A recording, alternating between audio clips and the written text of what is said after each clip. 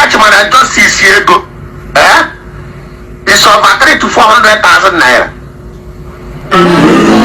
Ego nenye go man justice so far. She too go ask me, Kinsley, I need this thing. I will transfer that money. Second man justice. Yeah, go dugu 1 naira on your go before. If I never touch man justice ego, it's over 300,000 to 400,000 naira. Joy I go on your go before. So you wanna be a clear morgan and Kinsley pretending na Kinsley na be a yego.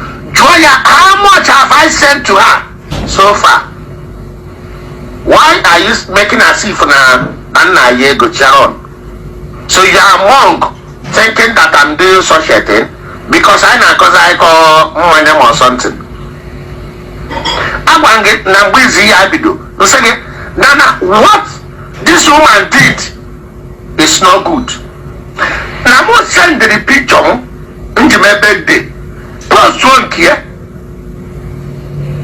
I say happy birthday, which is I don't need it. Other than my platform, when I'm only had the number, all this is not my problem. Who is she? Henry Chijoke, let me block you. I am get out of here. Which means she's looking for my trouble. She's not commenting on a birthday and the picture I am post or comment to her. Can I show me the picture? So when I say that, but when I say comment on my picture and the picture I post. In terms of money, my justice, I'm only become 1 cent before. But I have given her money, countless time. I don't like the way you judge. And just one can say, another thing one year better, but it's got no one. Which they want to but who would them have?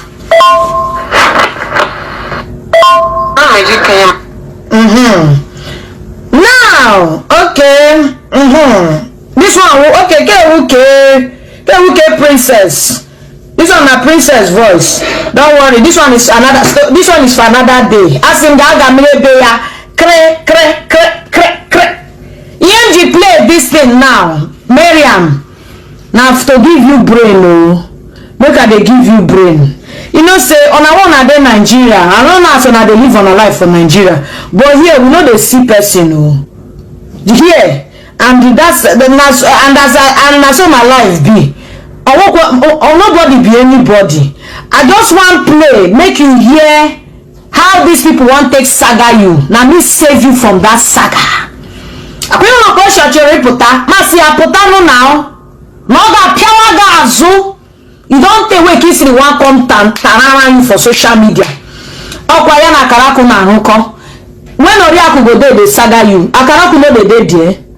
Kiss no no there. Okwa Akaraku will be your man. They don't talk. You don't come out. Hey, you're not a competition with anybody. I don't know. I'm not you how they do competition. You look me finish. I believe they do competition with somebody. Make them not use you. Come let them fight their fight with me.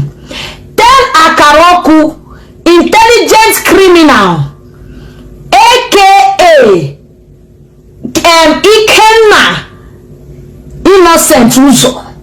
Tell him to fight his fight with me. You people turn this thing to make it look like we are maybe, you know, it is not that. He knows what he's doing. So tell them to fight their fight. They should not get you involved. But if Chokwa can get involved, Maryam, I go just stay here. They play all the old things when they use you talk. Now you shame go catch you. Forget it go come out, come to now why? So just because as me and you talk that day, let it be the way we spoke. Day your day. You hear like say you know they see them. Make them no argue. Tell them not to argue. Say you and Sharon no get issue. I wanted to send you what Kinsley said about you. Not this one. This one a normal talk. This one a normal talk when he just talk say he want fight you. Actually, the information of how he defend you. I wanted to send it to your inbox, but I don't see say the one use you. I can't decide that I will not send it to you again. For not when they talk for mouth. Oh yeah, come and listen to Maryam Sheruku. Oh yeah, listen guys, listen. Imagine.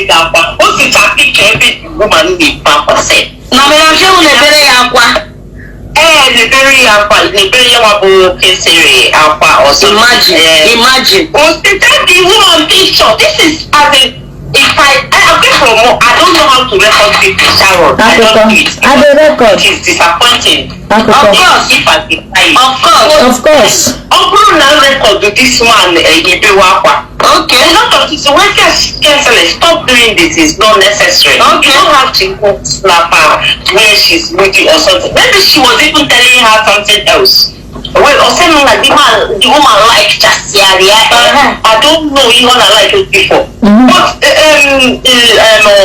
these people are not married officially. Okay. Woman in here 300. Woman in here 300. In here as what?